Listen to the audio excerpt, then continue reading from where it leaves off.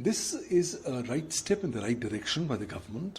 Actually, what's happening is India represents a very fertile ground for the Chinese apps and service providers to target. Why? Because Indians love to have world-class services free of cost. And that's the reason these online betting apps are targeting India.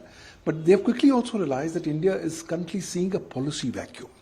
India doesn't have any dedicated law on online gaming or even on these online loan app kind of exercises, though they are broadly covered as intermediaries under the Information Technology Act 2000.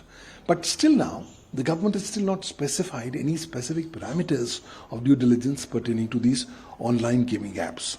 The government has now come up with some proposed changes and rules under the IT Act for the purposes of regulating the online gaming ecosystem, but that's still work in progress. It's still not being implemented. So clearly, the only option that's available to the government is to go ahead and ban these kinds of apps, because these apps are making the Indian consumers as guinea pigs. They are targeting the Indian market, targeting Indian users, and getting monies out of them and then defrauding them. Further, there's no sense of any accountability, transparency that any of these apps have. And that's the reason why the government has taken this step for banning these kinds of apps. But this is only a step in the interim. I think we need to do far more.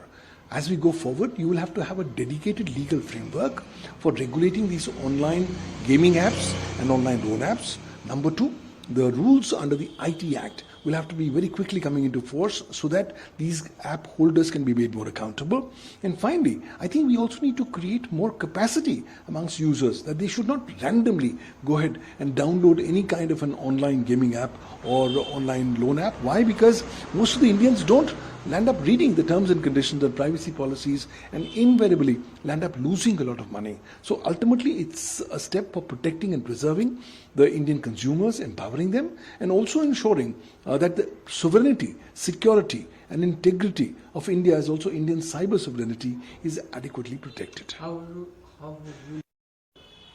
you look at the impact of this? The immediate impact of these bannings is that these kinds of online apps will now no longer be available, and therefore the Indian consumers will be protected. But as we go forward, we will need to do far more, because most of the time we have seen that we have landed up banning earlier Chinese apps, but these Chinese apps are very intelligent. They come back with a new name, with a new manifestation, and lo and behold, they come back in the Indian market, and there's no enforcement and continued monitoring of these apps. So as we go forward, we would require much more continued monitoring so that these hapless, innocent Indian users who are trusting these online apps can be protected from their predatory tactics.